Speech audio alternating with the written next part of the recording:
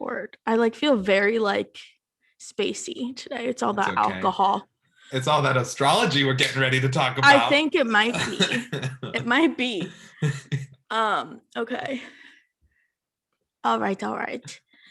Okay, guys. Another episode of Tough Titties is here today as you are listening to it. This week we have a really cool episode. We're going to be talking some moons, some stars, some planets and all that shit, also known as like astrology. I'm really excited to have relationship and intimacy astrologer Danny Santos. Hi, Danny. Hi, how are you, Shawn? Oh, I'm grand. How are you? I'm doing fabulous. I'm super stoked to be here on Tough Titties. Oh my God, thank gosh. Can you tell us a little bit about you? Maybe your age, relationship status, orientation, some background, all that good shit. Sure. So I am 28 years old. I've been studying astrology since I was 11, so that's 17 years of experience. I identify as a cisgender gay male. So, men, if you're out there and listening to this, hit me up. Uh-huh. He's in um, Cali. that's right, baby, West Hollywood. Um, what were the other questions? My background? Um, okay, so let's do relationship status, currently single. Currently single, just got out of a relationship. Yeah, what Damona Hoffman calls a situationship. Yeah, yeah. So Do just you finished. do you use astrology to assist you in your romantic life, or you just let it kind of happen? Does that make 100%. sense? It's a go-to tool, Mm-hmm. to the point where I actually need to not look at their birth charts before I like get to know the person well enough, because the chart will tell you everything, and sometimes you need to go through the experience of like knowing somebody, getting to know them, date them, and to realize, okay, if I know everything up front, then I might talk myself out of something that if I got to know this person over a long period of time, maybe it could be worked on, rather than just like, oh, that's a dumpster fire, I'm just gonna swipe left. Yeah. So maybe I feel like knowing, okay, you're a Leo and an Aquarius, like that's normally a good match. And then like is that I feel like that is okay, but maybe doing the whole birth chart is like a Yeah, little because much. so Leo and Aquarius, like when we talk about our signs, that's what's called sun sign, your Mm-hmm. sun sign. So yes, I totally like pay attention to the sun signs. And that's cool on a first chat, but it's kind of like levels of getting to know somebody. You don't divulge everything on a first date, so you shouldn't be doing that with an astrology chart either. Yeah, yeah, because you definitely can learn a lot. Like when you did my chart for me, you knew like too much. I was like, ew, stop. Girl, you an Aquarius, you need that distance. I So, know. gosh, and we had some similarities in our birth charts with the kind of men that we I like. know. Yeah. Okay. Can you just do a disclaimer that it's not my fault that I like older guys? Girl, you and me both. It's It's in not my both of our, fault. it's in the astrology. I mean, Yeah. sometimes people just have these things where it's like, we like what's unconventional, unusual. That's your Aquarius side coming out. Mm-hmm. So, and for me, I have that kind of energy in my chart with a different placement, but it's like big age gaps, unusual relationships, what other people in society might look at and be like, they're 8 years apart, they're 12 years apart. Or my last relationship, 8. That's like not enough for me. my last relationship, he was 28 years older than Yeah, me. that's what I like to see. And then I also dated this guy who was 39 and I'm 28, so he was 11 years older. That was like a month ago. Whirlwind romance. Yeah, yeah, yeah. Okay. What do you say to the skeptics out there who don't believe in astrology and zodiac signs and such? Like there are tons of people who are like shit on zodiac signs and astrology. You know what I mean? Yeah, I know this very well. I I'm mean, sure you do. Yeah.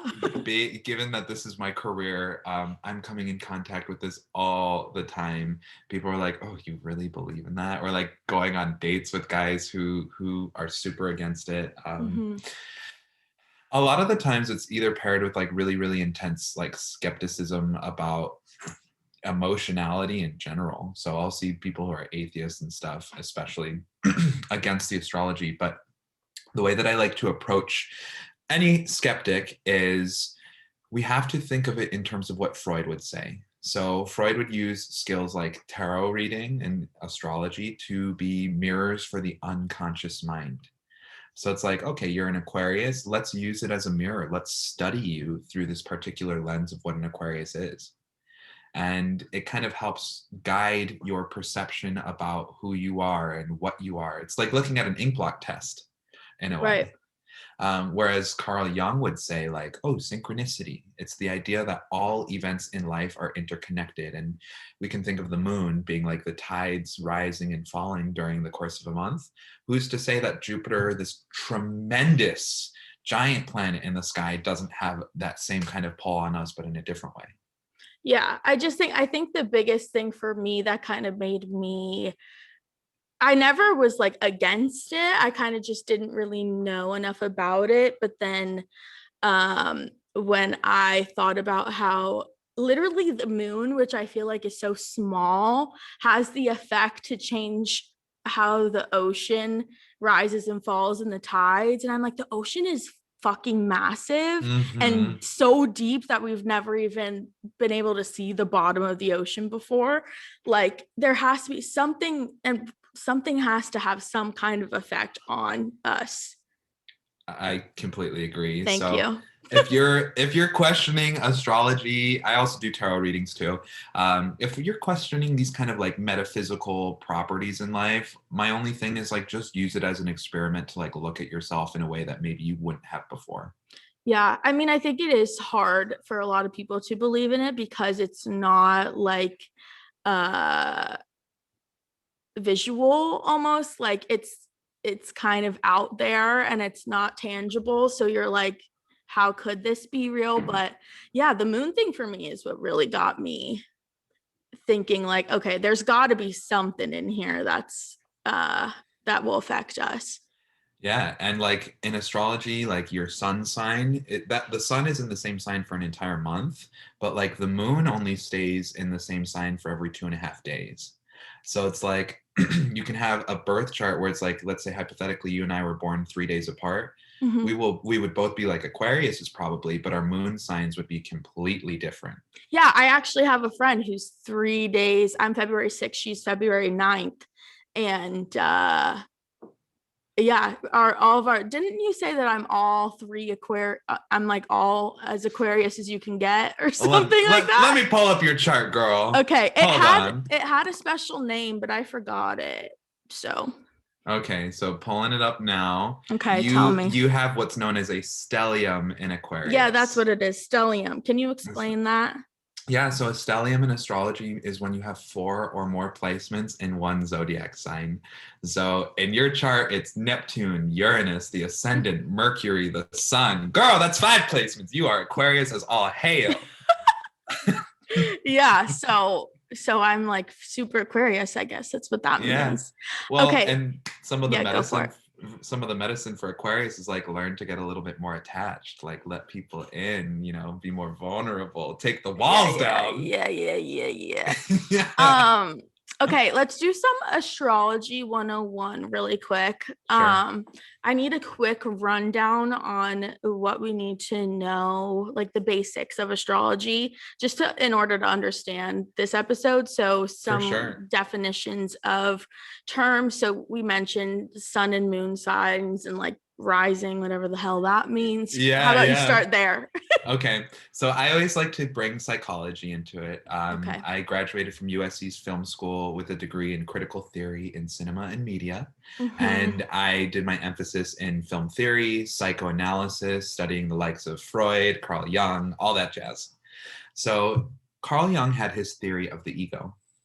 There's the ego, the id, which is the unconscious mind, and the superego, which is how we have to check ourselves, how we tell ourselves we must behave in Yep. order to fit into the world. So the sun in astrology is the ego. It's that performative identity that we have out in the world. Mm-hmm. Whereas, like I said, that takes about 30 days for it to move from one sign to another. Whereas the moon sign is the id. It is our unconscious response. It's how we are reacting to the world. It's our instincts, it's our feelings, these sorts of things. And then the rising sign changes by the hour.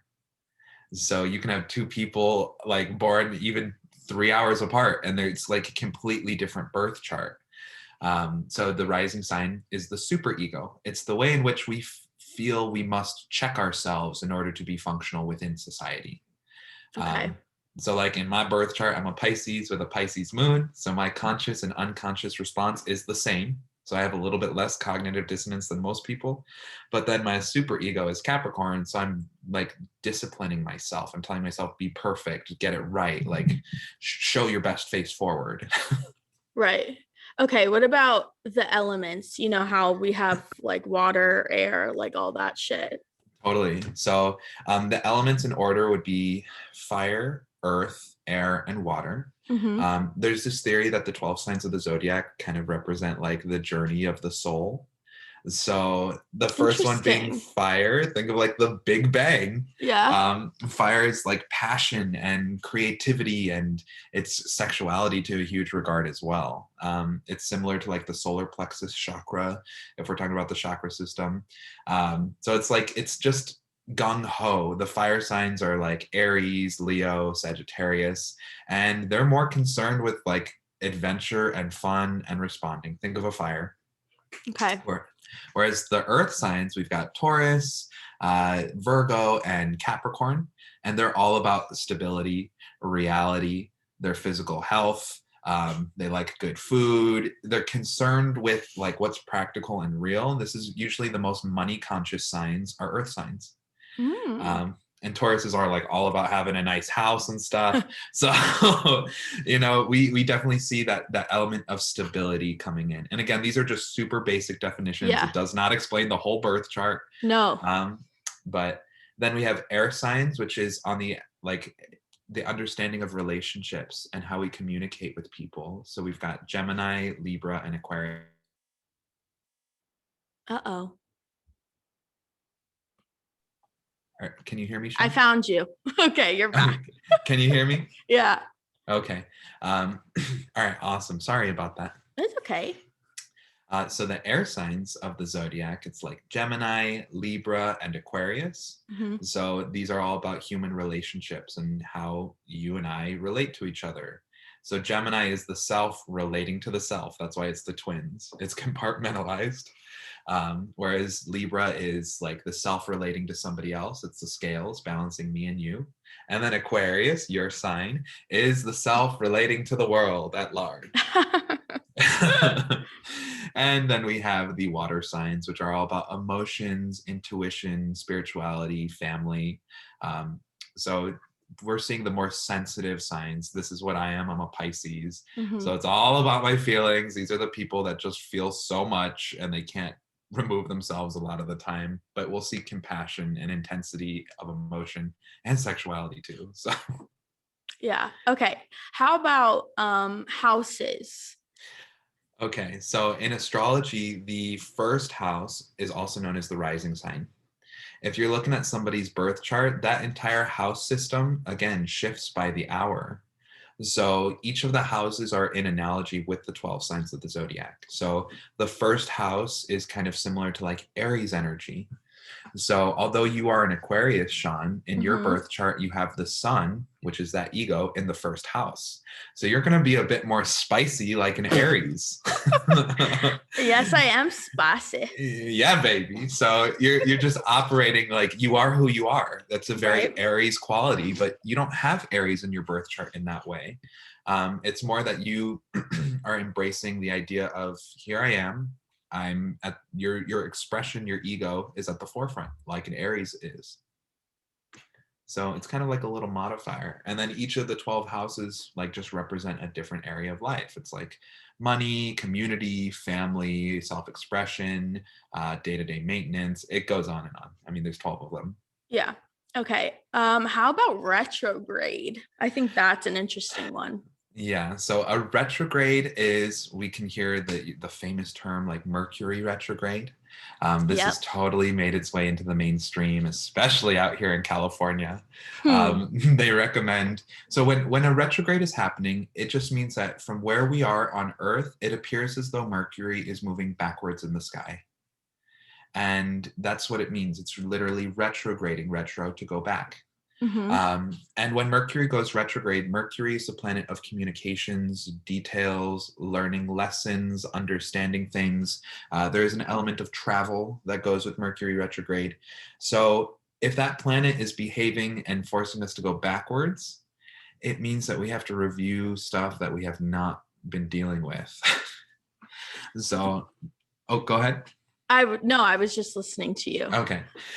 So that retrograde motion is giving us this energy of having to understand, oh, all right, so all of these details and all of these things are going to be disorganized. It's not recommended to sign a contract during Yeah. Mercury retrograde.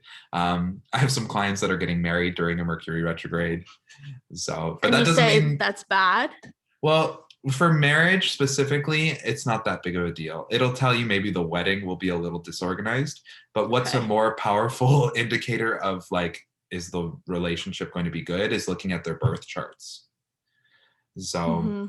but the retrograde is just like, you kind of need to go into it prepared and knowing that there's going to be hiccups, there's going to be confusions, and it's that time of year when we're like, God, everything feels sucky. Yeah. And does that happen only with Mercury, or is that just we only think that because it's the only one we really hear about? Yeah, all of the planets go into retrograde except for the sun in the birth chart. The sun always moves forward. Oh, the sun and the moon. The moon doesn't retrograde either. Okay. So everything else, Venus, Mars, Mercury, Saturn, Pluto, Uranus, everything. Okay. So, for example, Venus, that has a lot to do with like love and sex and relationships, right? So, if Totally when Venus goes into retrograde, right. does that mean it's just your love life and sex life is going to be shitty during Well, it's that like time? you're like reviewing it. Okay. So it's like, oh, your ex is texting you during the Venus retrograde. Of course he is.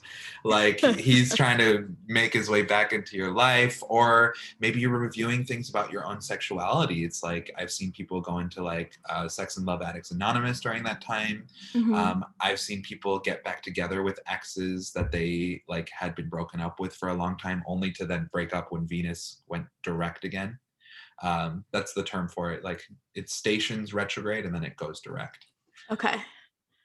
All right. And then just do a quick, I guess, summary of what a birth chart can teach somebody about themselves. For sure. So an astrological birth chart is what I would call the blueprint for the soul. And if you believe in past lives, we can say that there's these points that are like destiny and past lives, the North Node and the South Node. And this will show you where you're trying to go in this lifetime. What is your ultimate goal? Whereas the South Node or that past life placement is like, this is where you're comfortable. This is what you've done in many lifetimes, and it's time to move on. So just like anything, like those ink blot tests, this is just very personal to the exact moment that you were born. Yeah. And it definitely gives this energy of like, okay, know thyself. And if you know where you're weak and the karma that you need to work on, what I like about astrology is it almost excuses the blame factor. It's almost like it's not your fault. This is the karma that you came in with. Mm-hmm. But we must never use the birth chart as an excuse not to grow or not to look at ourselves or to say, well, that's where that was when I was born. Yeah. you know, Yeah. Instead, we have to, you can't be complacent. You have to say, okay, well, I've got this challenge in my chart and I really need to tackle this so that I can live a more self-actualized life. Yeah. I think it's funny because I remember when when you did your reading on me, um, I told you that my past life from when I had the tarot reader on a few episodes ago, and she told me that my husband or boyfriend or whoever killed me, like murdered me. Right, right. which we kind of have a placement that's not too far off from that. You had Mars on the South Node, and it's aspected in the first house of the self. So it's like maybe you were murdered in a past life. It kind of came up in our reading. Yeah, and then you both had similar messages, like from my past life, what I'm supposed to be learning, which is like self-worth and self-love and all that shit, which is just like, I mean, you know, if I'm two people are telling me this, you should probably listen. Well, and your destiny placement is in the 7th house. So this is all about like learning to balance yourself with others and learning to have proper boundaries with other people, because it's Virgo in the 7th house. So it's like, draw that line, realize like you and me, we can coexist, but it doesn't need to be like, we don't need to be obsessed with each other. Yeah. Yeah. Okay. How can regular people use astrology to learn about themselves and potential partners? Like, is it 100% necessary to seek out somebody like you, or is there a way to kind of learn a little bit on your own without going so much into detail? Sure. I mean, some of the most basic things, I don't think it's necessary to get a full chart reading unless you want, you know, the whole Everything. experience. Yeah. But if you can like figure out somebody's sun, moon, and rising sign, that ego, id, and super ego placement, that will give you a really good understanding of what kind of personality you're dealing with. Right. So you can, if you study, a good place to start is just to study the 12 signs of the zodiac and the planets, and understanding what they do, how they're behaving. Like in your birth chart, Shawn, your moon sign is Libra, but then your sun and your rising sign are both Aquarius. So it's like you're operating in a very fluid way. It's all air energy. So it's communication and relating to other people and humanity and getting the stories out there through the podcast. Yeah. Okay. So you know how there are calculators online that are like, put in both of your signs and see if this is like a cute relationship or whatever. Like, are those helpful, or are there like any calculators out there that you know of that are reliable? You know, just a simple Google search will review a jubilee of different results for that. And I'm not going to lie, that's kind of how I started learning about relationship astrology. I remember being like, 15, and that's how I began looking at the compatibility between two people through online sources. The thing about it, it's a great place to start, but there's so much nuance in it that a lot of those calculators don't know, like if there's a hard aspect or a challenging aspect, how that can also be beneficial. Yeah. Like, so they'll make it sound like doom and gloom or something really challenging. Where I think these calculators generate what we would call cookbook astrology. It's very pre-generated. It's not taking all of the factors into consideration. Even a challenging aspect can have like what's known as an escape valve, where it's like, okay, this and this are poorly aspected, but this is very positively aspected. So I would recommend, if you're learning, like definitely use those tools to take a look at what they're saying and kind of digesting that information. But also like things like YouTube and studying the specific aspects that you're looking at are going to be very... Oh, can you hear me? I see you now. Okay. Are going to be very... They're going to be very beneficial to just like learning and understanding. Yeah. Okay. So for compatibility, if you're putting in, I guess it wouldn't really show you if you did like a calculator thing, because it only really takes into consideration your sun sign. But so are your compatible relationships, when it comes to personality and stuff like that, are those matches going to be the same as somebody who you would be sexually compatible with? Not necessarily, because sometimes in astrology, there's a planet called Uranus, as you know, or Uranus. Yeah, I like Uranus better. Uranus. In the astrological community, people say Uranus so much that I forgot that it's like it's dirty when you say it the normal way. I feel like you should like Uranus better. I love Uranus. So Uranus in a challenging aspect to Mars or Venus, this one is going to bring two people together like lightning, like fireworks, and you're going to be like so into each other and like want to devour each other's skin off of each other. Uh-huh. But this will create difficulties in the long run. Like the sexual compatibility will be incredibly high, but the morality and the long-term goals are not compatible. So this one aspect, this is one that you need to study and learn in order to know this, because otherwise you could get into something and, oh my God, we just have such different ideals. And if you're not willing to progress your relationship forward, maybe open it up or have an unconventional relationship, the sexual compatibility can be incredible, Yeah. but it might be at the expense of both of you not being on the same page about long-term goals.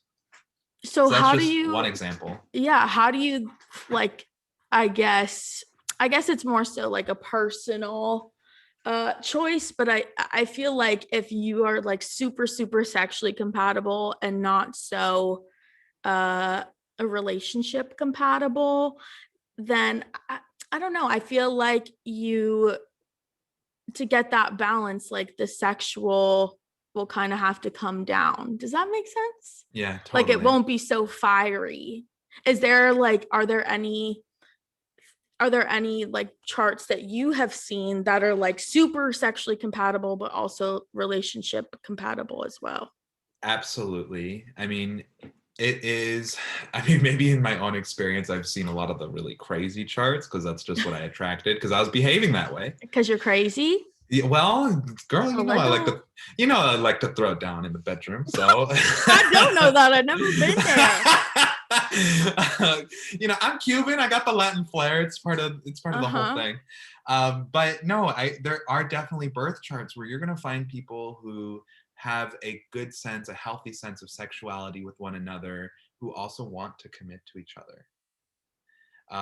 It's just funny because some of the positive aspects, like if the sex is too comfortable, then that can also be a bad thing. So in astrology, we look for opposition or some friction in order to create that long-term attraction or spark to each other. Right. So if it's too easy or too harmonious, that can have a negative connotation in the long run.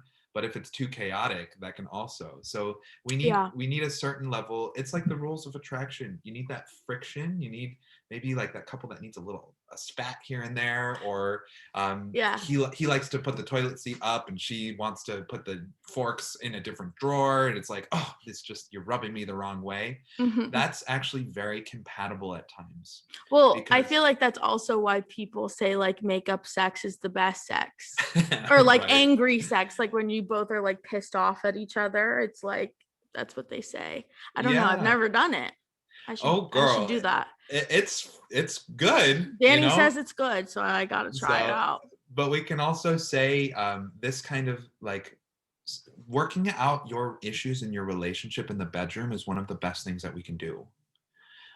It's just if all of the attention goes there and then you're not talking to each other and communicating with each other, there's pluses and minuses in everything. Mm-hmm. The job of astrology is like try to find balance, understanding, okay, you and I have a mirror to each other and how are we relating and what can I do to try to make a situation work?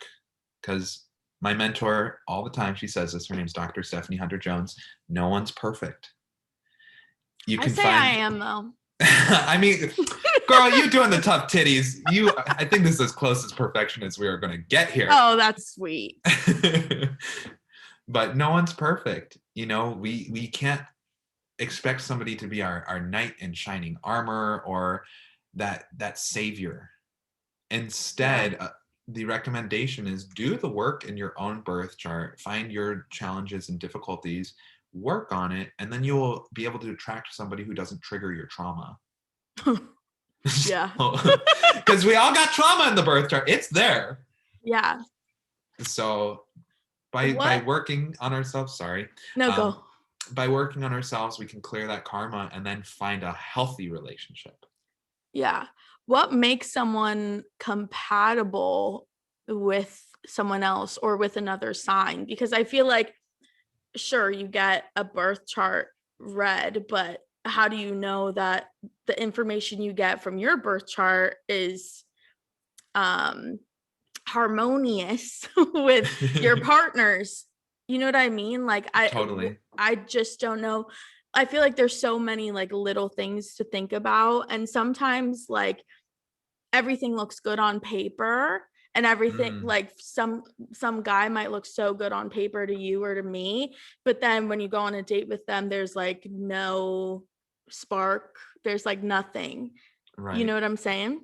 Totally. So the most basic way to kind of break down compatibility in astrology is if you can find somebody who is in your element or a complementary element, that's usually considered like a match off of a first hand. So I'll ask couples all Okay. the time, like, what are your signs? And, oh, he's a Pisces, she's a Scorpio. Oh, you're both water signs. So you're going to both be pretty emotionally available. And like, so that's a basic thing. If you're both water signs, or the complementary element for water would be earth. So a water and an earth sign getting together. So like a Scorpio and a Taurus, or a Scorpio and a Virgo. Um, Okay. so that's kind of the most basic energy that we have upon that first impression. Things to maybe watch out for are if people are born approximately 3 months apart from you. Why is So, that? because in the birth chart, they will be approximately 90 degrees apart from where you are on the chart. So, an example for you would be like, oh, you're an Aquarius. So, Mm-hmm. difficult matches for you would be approximately Scorpio or Taurus. Okay. But Because, the 3 month difference is not like same age. Like it can be different age, just the oh, birth date we're yeah, it's talking. just based on the sign, Okay. you know? So we Okay. have that Taurus and that Scorpio energy. I say Okay. 3 months because it's like the most basic way. The technical way would be like they're 90 degrees apart from you on the birth chart. Okay. So what are mine? I need to take notes. What are the ones that I should definitely stay away from? What did you Well, say? girl, you've got those five planets in Aquarius. I would say please try to stay away from the Taurus and the Scorpios out there. That is going to be trouble. I feel like I've heard a lot that Taurus, like a lot of women hate Taurus men. Interesting. Why do you think that is? So this, of course, Why we do can't they fucking suck? No, I'm just kidding. we I'm sure can't there's some good ones. we can't blanket statement for all signs, but what I I know know. about the low polarity of Taurus, sometimes it's like dating a wall. Mm, Like they don't initiate things very often. They're and Aquariuses are also kind of like dating a wall at times. So if you put two walls together, like it's you make a hard to. house. Yeah. I guess so. I guess so, but it's like if you need someone to initiate or to be open to make that Mm-hmm. first step. Yeah. And Okay. Tauruses really like commitment. They like possession. It's like you're mine and you belong to me. Whereas Aquariuses need like freedom to roam and be effervescent and do their thing. Yeah. But I also, okay, so I'm Aquarius, but I feel like I want somebody to claim me too. Yeah. You know, I want to Well, do my own thing, but I also am like, love me, yeah. I be think obsessed with me. A Leo would probably be good with you as long as they're not like a super narcissist. Mm, So, because if you have this desire to want to merge and to be close with somebody, um, that Leo energy likes to absorb and not necessarily give back all the time, but they're incredibly loyal. They will stand by you. They will hold on to you. I think I said my ex is a Leo. Maybe that's why I was Yeah, obsessed with him. yeah. I mean, because he is so different from you. You have no planets in Leo and five in Aquarius, so that's what we would call an opposition. Okay, I have a question. Since I have so many things, planets or whatever in Aquarius, if I were to date another Aquarius, wouldn't it be like too similar? You know, when we see two people of the same sign, it's kind of like dating somebody who's just really similar to you. You'll have similar strengths and weaknesses. Mm-hmm. So some people like this. My parents are both Virgos, and for anyone who knows astrology, yes, that's kind of a funny and wild match because Virgos are like OCD and stuff. Mm-hmm. But an Aquarius with another Aquarius, I've seen that match work. But Yeah. I think it would translate more to like being friends who hook up. because neither sign is particularly concerned with like the commitment or the possession element naturally. Okay, which signs are me Uh, trying to find a boyfriend? I'm like, which okay. signs are the most You looking for know, commitment? probably like None. Scorpio and Taurus. Oh, so the ones that I should stay away from. Yeah, the ones Okay. that you should shy away from. However, I could see you doing probably really well, like I said, with a Leo, because your moon sign is Libra. I could see some of that action going on. Um, and then maybe in Aries. And Aries are not normally commitment oriented, but this is where you have Saturn in your birth chart. So that's a more stabilizing energy for you. So what does Saturn stand for? Saturn is like our wisdom, how we age, how we are forced to grow up over time. It's that discipline element in the birth Mm-hmm. chart. And you got Saturn and Aries. So as you age, you're meant to develop a deeper sense of self, moving out of indecisive behaviors, becoming more direct, like, and your moon sign is Libra, so Saturn and the moon are opposite each other, so it's like you might be suppressing some of those emotions too. Yeah, it's interesting that you say Aries because I have started talking to, he's older than me, obviously. Hello, we're here. Okay, we out here. I'm glad you support it. I think 100%. I'm 23, he's 39. You do the math. Um, That's how old my recent ex was. yeah, so but he's in Aries, and we were like talking about um astrology, but neither of us are like super, like we don't know enough about it to like make not decisions, but like come to conclusions about our potential relationship. But he has a astrology like compatibility book in his apartment. It was Ooh. cute. I was like, this is Yes. sweet. And then but of course the book tells you like all of like the ugly stuff that comes with it. And I was Sure. like, oh God.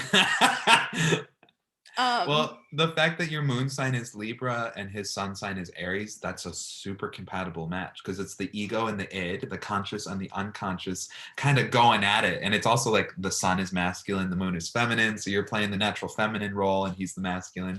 It was super interesting because lately I've been going on so many dates and I've literally hated all of them. Not all. I didn't hate them. I was just like, this is just like not it. It's been a while since I've been on a date where I was like excited when I left. Does that make sense? Right. Totally. And I was on this date with the Aries boy, and it was just super natural, super comfortable, like felt like we knew each other for a while type of thing.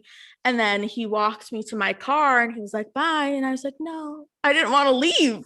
And then I went to his apartment and then I had sex with him. So How was it?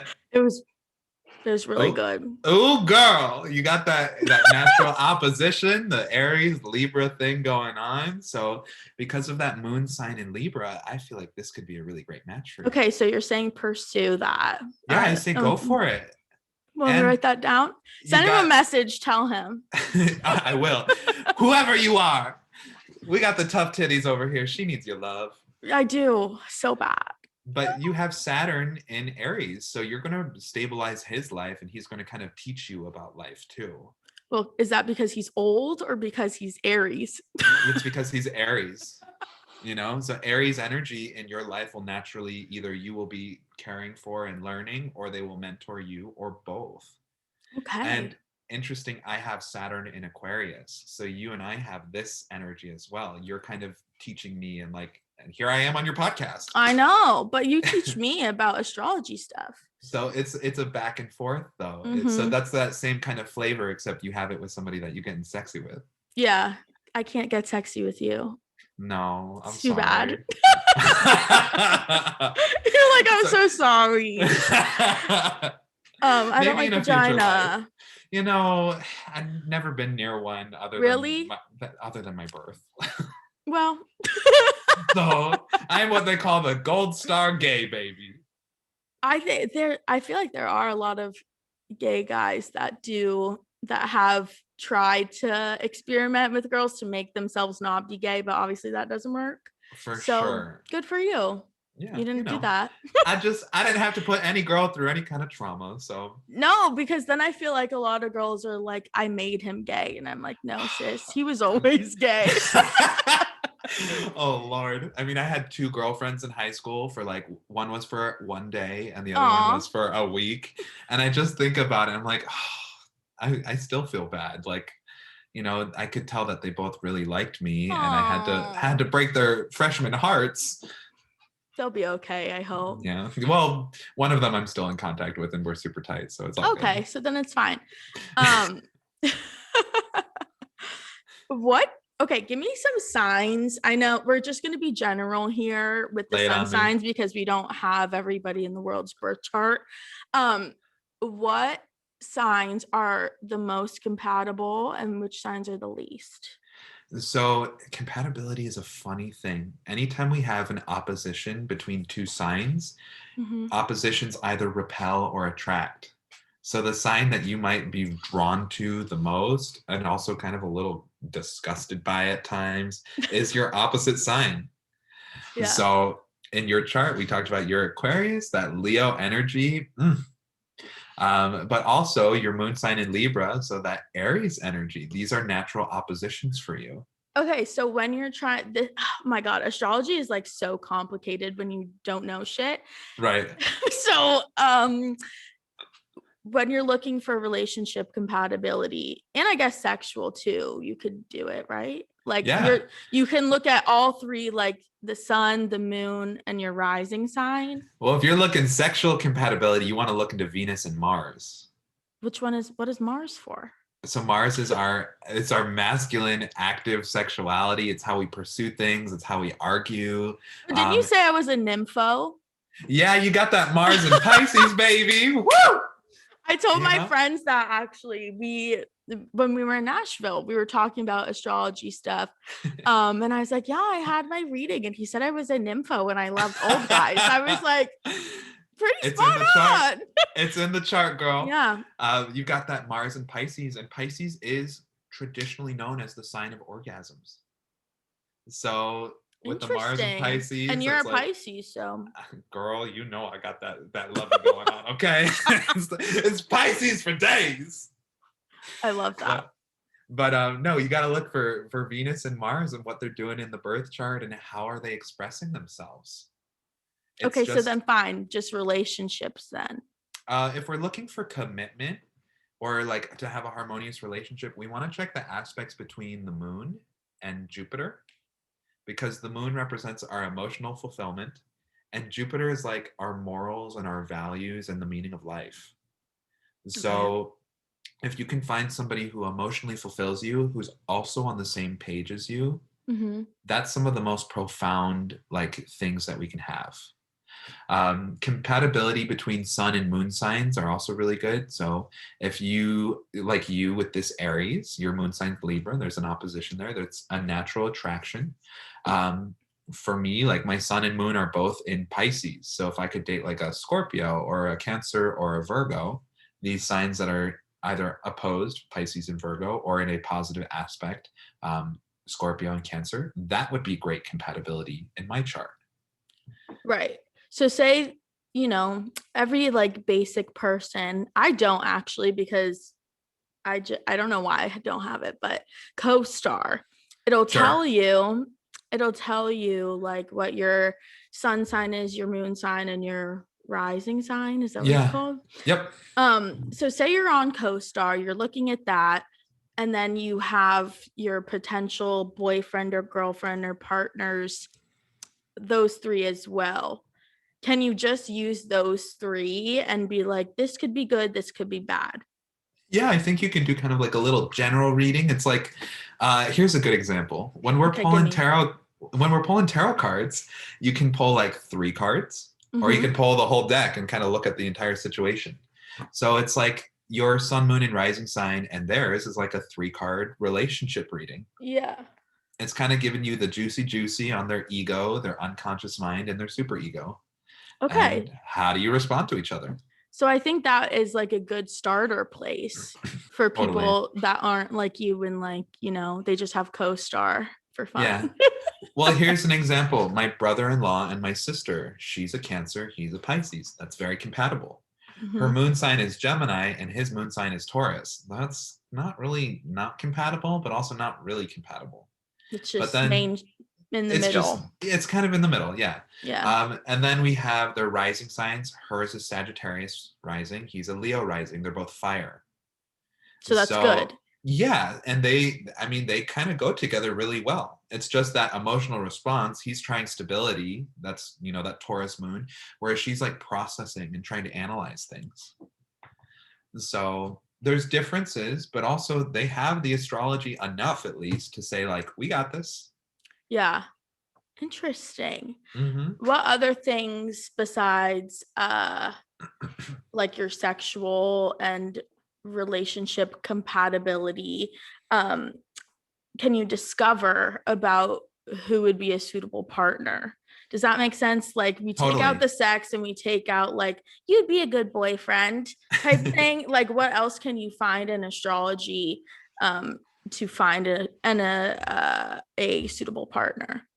Sure. So when we look at the rising sign, that is like who you are and what's being projected onto you. It's that super ego, how you're checking yourself.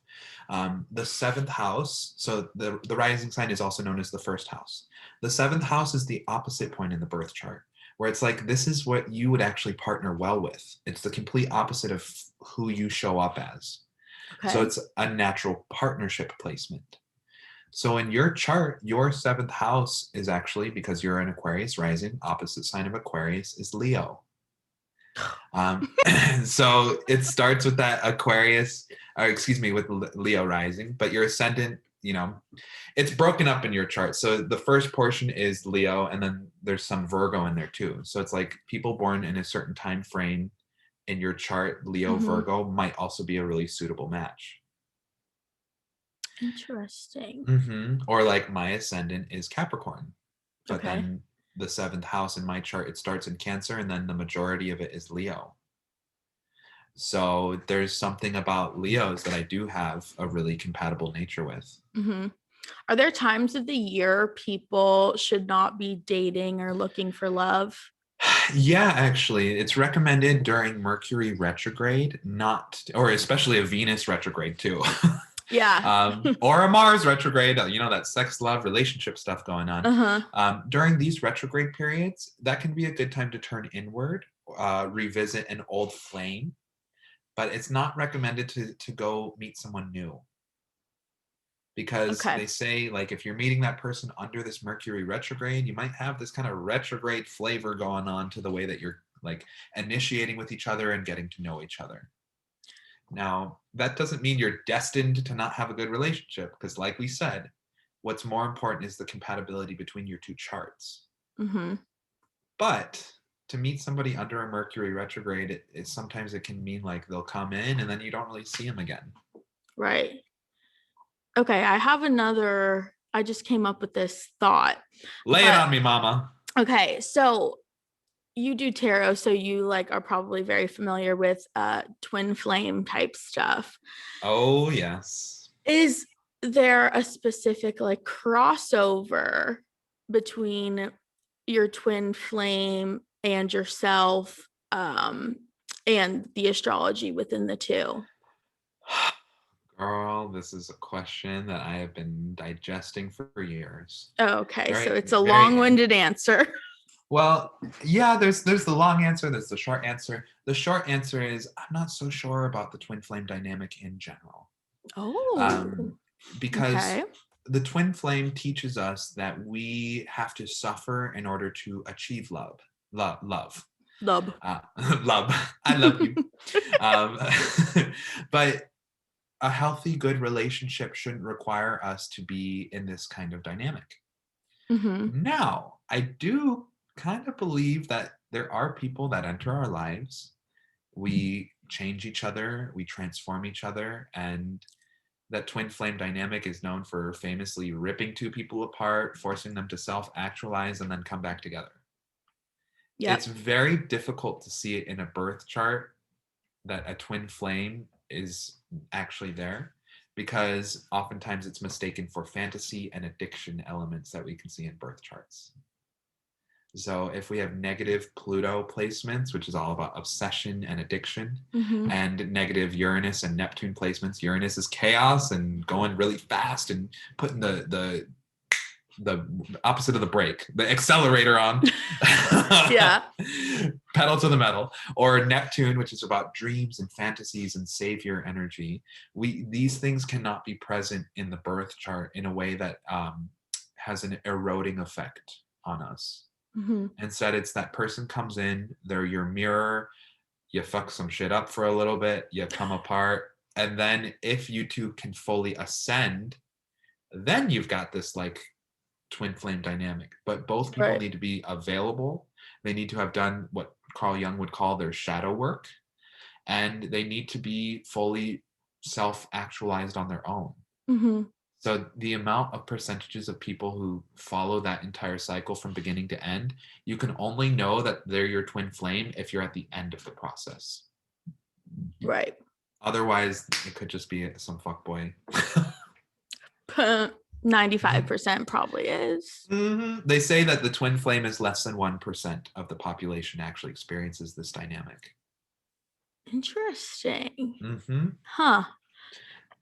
Wow. Is there something So, in a birth chart that will tell you if someone will not get married or find love? I had somebody ask this question to ask you. interesting. Well, first of all, I think it's completely possible for anybody to achieve anything through their birth chart. Mm-hmm. It's just you have to do the work that's in the chart, that shadow work that we're talking about. In my birth chart, I have placements that make me resistant to long-term commitment. And that is work that I have to undo because it's something I genuinely want, but there might be a little bit of that fear of intimacy or that chaotic element that comes into my life. Right. So you can see things that might, make an adversity or a resistance to something, but that is never an excuse for not getting what you truly want in your life. It just means you have to work harder than people who have already karmically learned these lessons. Yeah. I think it is interesting though, because I think a lot of people's like biggest fear is never getting married or never finding love. And that is one of mine too. And it does happen for some people that it just, I mean, it happens that it doesn't happen. Even though that is something that they want. So I wonder if there is any sort of like predictor or like any way that you can figure that out before you like get to that point and you're like, well, I guess I'm dying alone today. You know what I Oh. mean? Well, even when we did your reading, we had kind of done this projection about when the ideal time for love Oh would be yeah. to enter your life. Yeah. So, not to say that it couldn't show up beforehand, but it's just there's something very significant about the way that the planets move. Mm-hmm. Uh, Something that's really nice about astrology is the planets never stop moving. So, we're never going to be stuck in the same place forever. The thing that we're stuck with the most is the birth chart, but even that is impermanent. Like we have free will. Right. Astrology shows us who we are on autopilot. Yeah. I think So it's if important to like use astrology as a tool, not as like the Bible. You know what I mean? totally, it's supposed to supplement your experience. It's not supposed to overrule it. Yeah, for sure. How do So you how do you spice up your relationship or sex life using astrology? so if we look at Venus and Mars in the birth Mm-hmm. chart, this will Mm-hmm. tell us what people are naturally doing well. And if you have a Venus and Mars that is incompatible with somebody that you're just super into, that can be a hard thing to rectify. Meaning Um, like you're super into them, but like you like have a big this crush on the sexual them. chemistry is just not there type thing. Sure, sure. Okay. So you can look in the chart and say, okay, well, maybe that sexuality on that first impression is not so good. Oh, but in the long term, it's better. So you Mm-hmm. can like see, okay, we can kind of practice and get good at this. But let's say the long term looks horrible. Y'all got to work some stuff out. This means doing things that you wouldn't normally like or be interested in a way to try to please your partner. It's like compromising. Okay. Give us some examples, Danny. Okay, so here's one example. My mentor, Dr. Stephanie Hunter Jones, and I have done a few live streams answering sex, love, and relationship questions before. And there was Mhm. one guy who was super into feet. Of course. He had a foot fetish. Uh-huh. And he was with another guy who was not into feet. Mhm. And how do you like get Yeah. through this kind of dynamic? Because the fetish, you can't separate someone from a fetish. Right. It's part of their sexuality. Whereas that kink, it's just something that somebody really likes. Right. So the fetish element here, that would be, this is probably something in their Venus and Mars. It's not compatible necessarily. So in order for somebody with a fetish to get off, the fetish must be present. So we're going to need to see a certain level of compromise coming up for that couple if their Mhm. Venus and Mars styles are not communicating. And this can be one of those things that maybe it's resisting the partners being together. But you Yeah. know what? You got the house, you both got great jobs, you have some kids together. Okay, he likes some feet play and maybe it's not my jam. Is it worth balancing, or is it worth trying to embrace their fetish as well? Right. So Interesting. kind of like a basic, Yeah. response. Yeah. What if like just not sexually but relationship wise you just feel like shit's getting stale?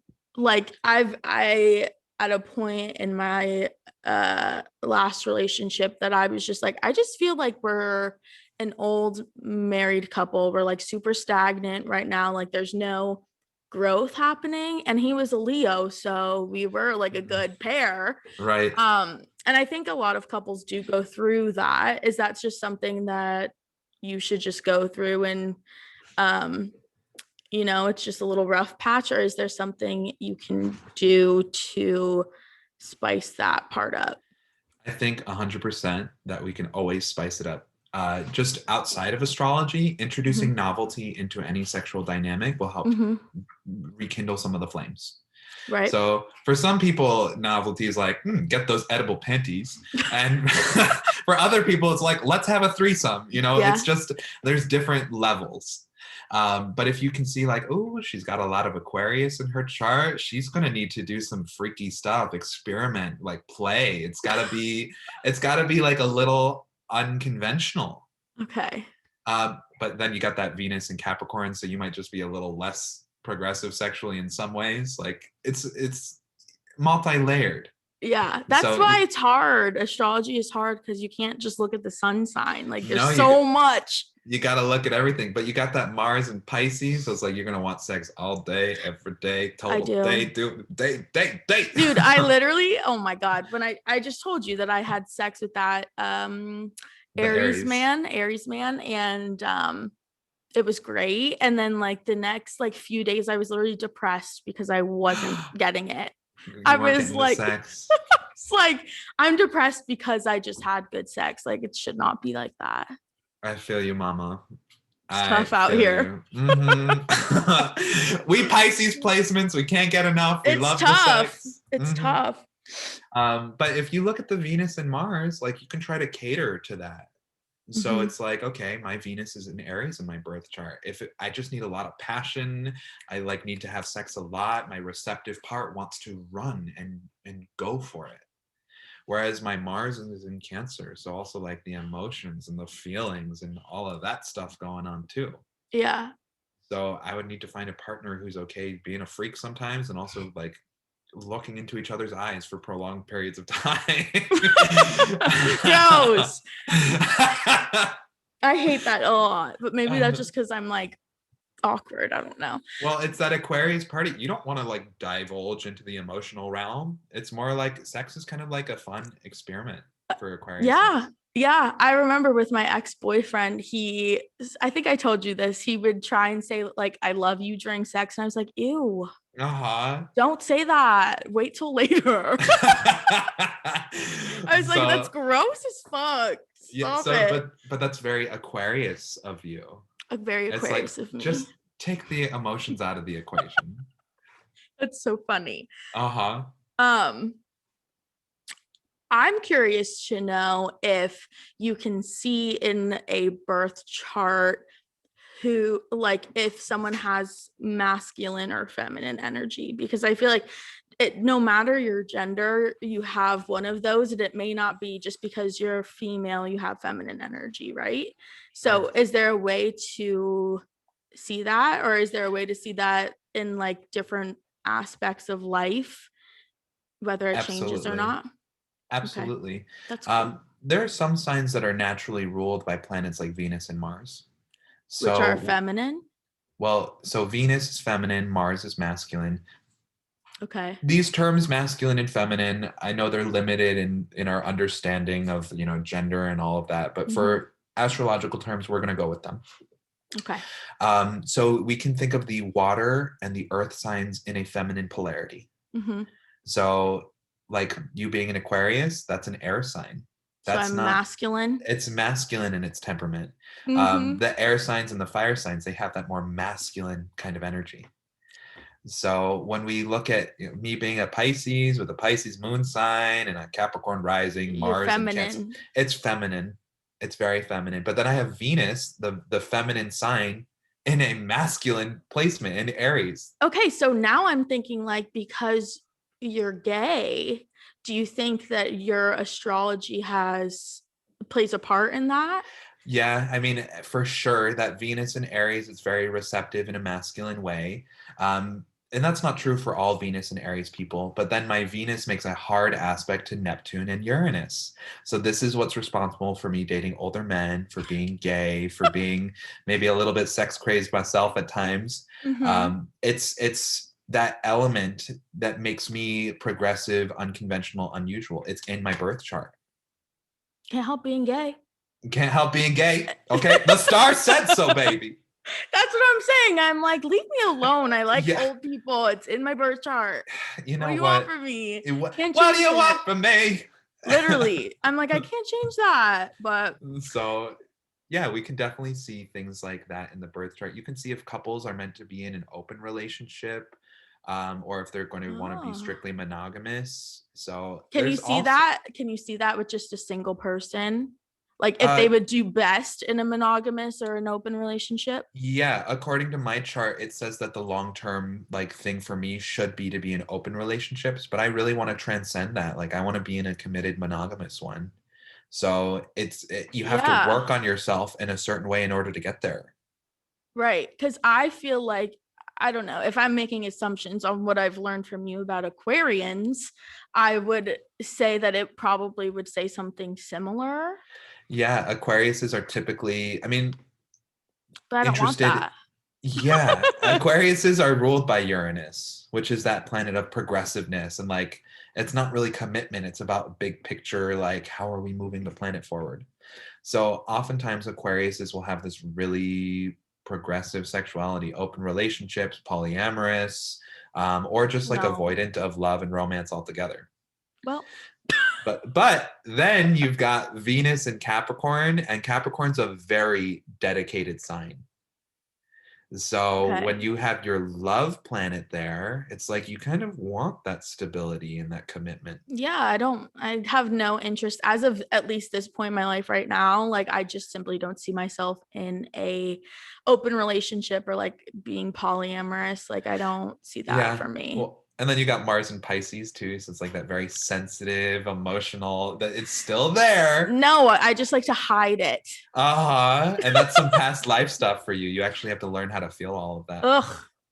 Otherwise I'm gonna get killed again, Yeah, maybe. murder, she wrote. It's so fucked up. Oh my God. Okay, so we kind of touched on that. I mean, the birth chart is like set in stone, obviously, because that's the time you were born and shit. But It's a blueprint, but it's not set in stone because we have free will and we can always transcend. right. So there's always like birth chart tells you certain things about yourself or someone else, whatever. And On they're able autopilot. to change these sometimes unfavorable traits or um behaviors, Yeah, that's correct? actually what we're meant to do. Like just because something's sucky in your birth chart doesn't mean you lay down and die and take it. Like you're supposed to work on yourself in this Mm-hmm. lifetime. So like I'm talking about in my chart, there's a big resistance to commitment in general, but also in love. So I'm really doing that work on myself. Okay, I want commitment. I want to welcome instability in my life. Right. And that's through a lot of therapy, that's through all sorts of different modes. Yeah. So we are never meant to just fall victim to the birth chart. That is the worst thing that we can do. Yeah. Speaking of therapy, let's talk a little about mental health, like using astrology with that. If you're not in a good headspace, obviously your relationships or friendships or anything to that sort can suffer.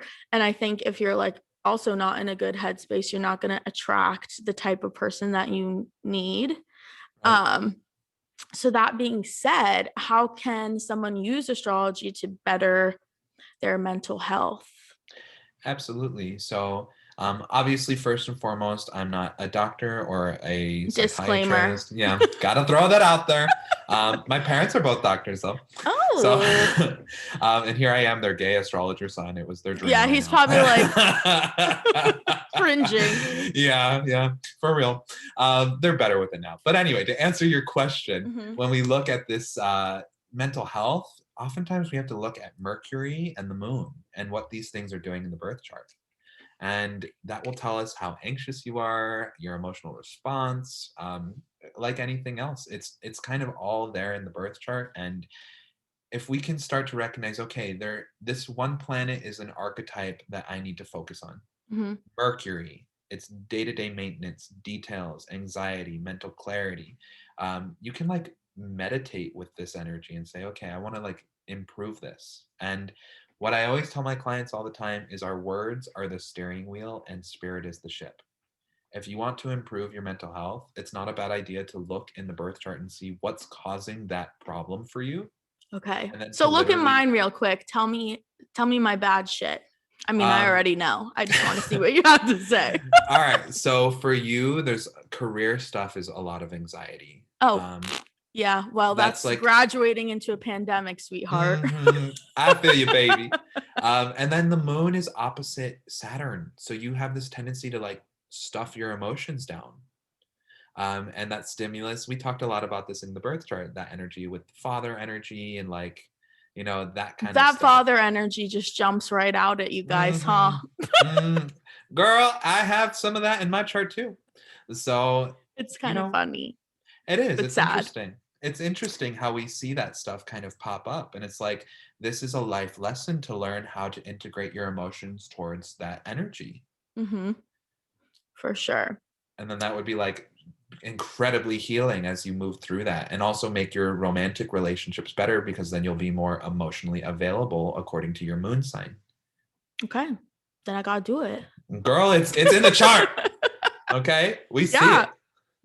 Um, I wanna quickly touch on Saturn returns. Sure. I've heard this like literally once, and I thought it was super interesting because I don't think it's very like a mainstream astrology thing that like regular people hear outside of astrology. Yeah. Um, okay, so what I know what it is basically what I got from it was that it's kind of when you're like 27, 28 to Mm. 30ish, Yep. and then um there's a good chance that your life gets really shitty.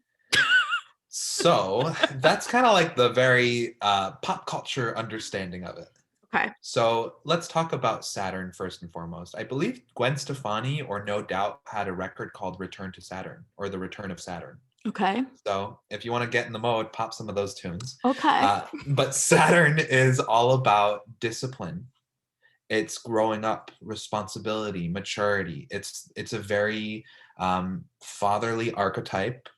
It's also kind of like that how you organize your life in order to go where you want to go.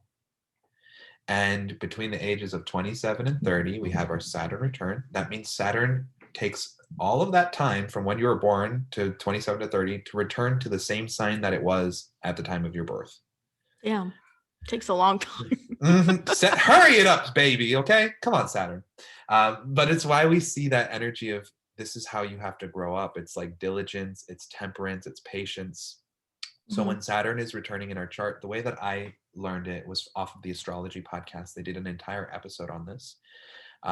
They're talking about how Saturn creates this energy of delivering the karma that you need in order to go where you need to go. So a good example of a Saturn return in my birth chart, I've had a horrible time with career. I've really struggled. I've been fired twice, worked at a temp agency, entertainment jobs, getting emotionally abused at work every day. And then Saturn returned and I launched my business finally after studying astrology for 17 years. I'm 28 right now and it's popping. I'm on the Tough Titties podcast. I know, you're famous now. Clearly, baby. Come on. I am here. I've made it. Saturn is rewarding me because I put a lot of hard work and I suffered before my Saturn return. Whereas someone like Kevin Spacey, during his second Saturn return, you know, between 57 and 60, I believe, all of the stuff about him being like with men way too young, all of the bad stuff that he was doing an entire lifetime of, karma was like, we got to deliver this guy his due diligence. So his Saturn return ended up being very challenging. So Saturn just catches up, it gets you caught up to where you're supposed to be. Another example was my sister moved back from Vietnam during her Saturn return, and it was so traumatizing for her. She had such a hard time, but it was like she was meant to be back in the States. Yeah, I didn't know she was in Vietnam. What's she doing there? Oh, girl, she was writing, doing some yoga, teaching, learning Vietnamese, like living her best life, honestly. Yeah. But she knows if she wants to be a writer, like she needs to be in the town where it's all happening here in LA. Right. So she got her opportunity to write out there, but Saturn was like, all right, let's bring you back. You're going to return to where you're supposed to be.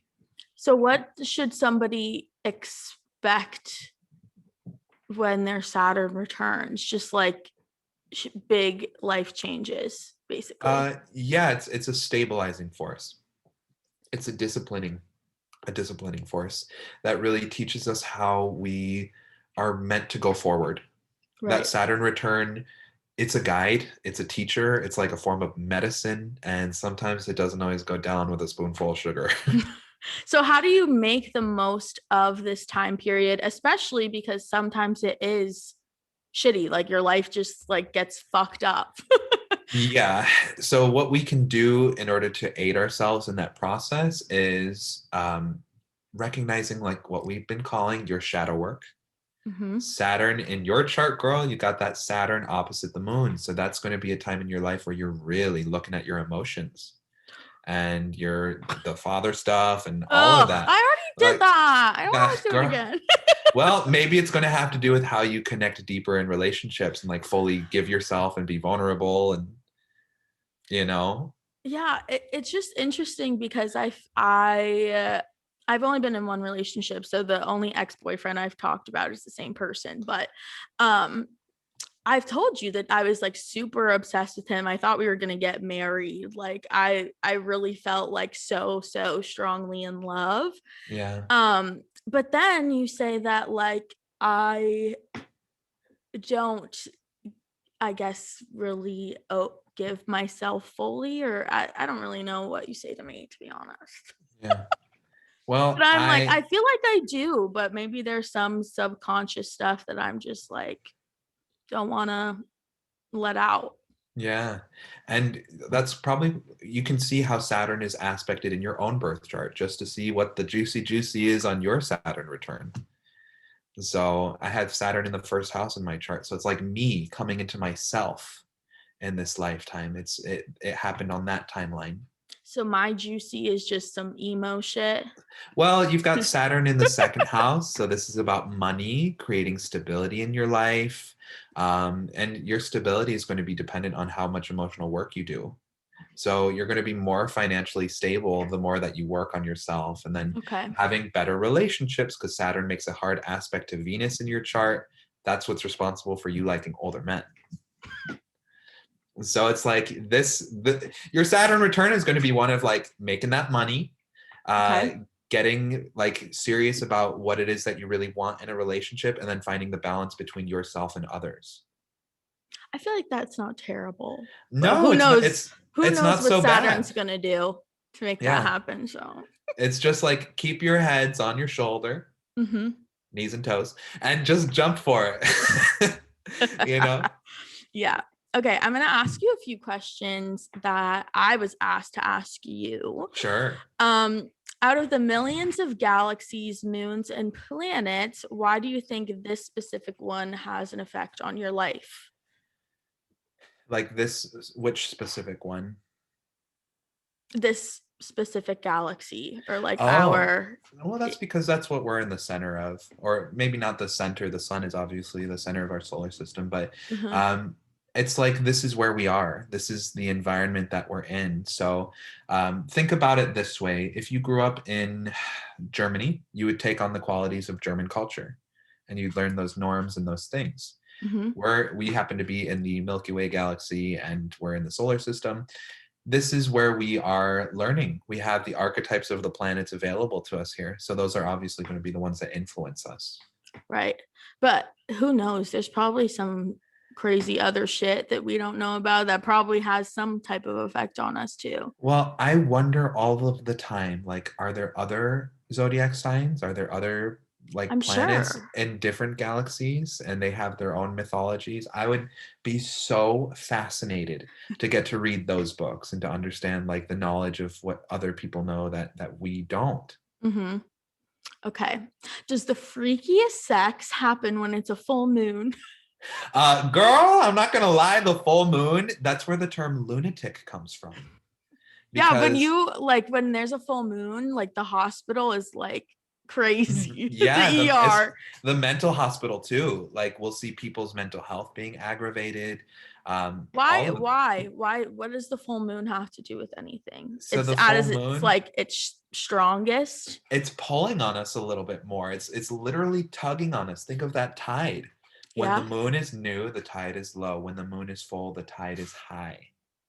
So the gravitational pull of that moon showing its full face. I don't know how this works. Some scientists out there DM us, but Please let me know. but let us know. Like that tide is literally yanking on us. So you'll see when the moon is full, you'll feel like a werewolf. You'll feel a little wild. So yeah, maybe the freakiest sex does happen when it's a I full think it moon. can certainly. I mean, it's not a bad time, especially if you're trying to get pregnant. It's a very fertile time too. Oh, is it? Why is Mhm. that? So the full moon, it's like that moon is completely open. It's very the fertility aspect of it is like huge. And then the new moon is also a good time because it's like there's no moon in the sky, so it's just completely receptive. The full moon is giving off energy.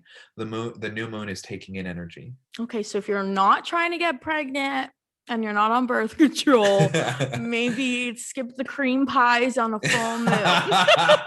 Amen, baby. I mean, like, oh, that's you got to do. Yeah.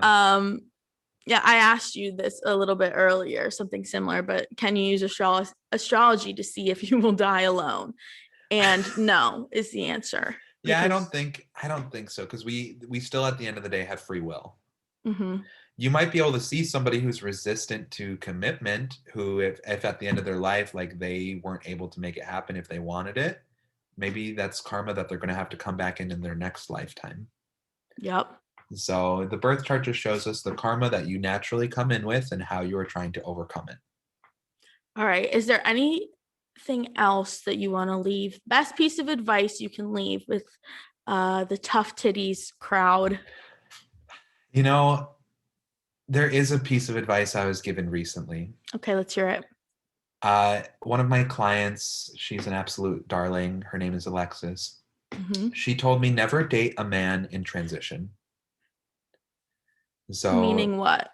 this means that if someone's in between a job or in between a living situation, in between a relationship, Mm-hmm. never date a man in transition because they will continue to be in transition when you are together. And they will carry that Interesting. transition through your relationship with them. Well, I feel like that could be with women as well, no?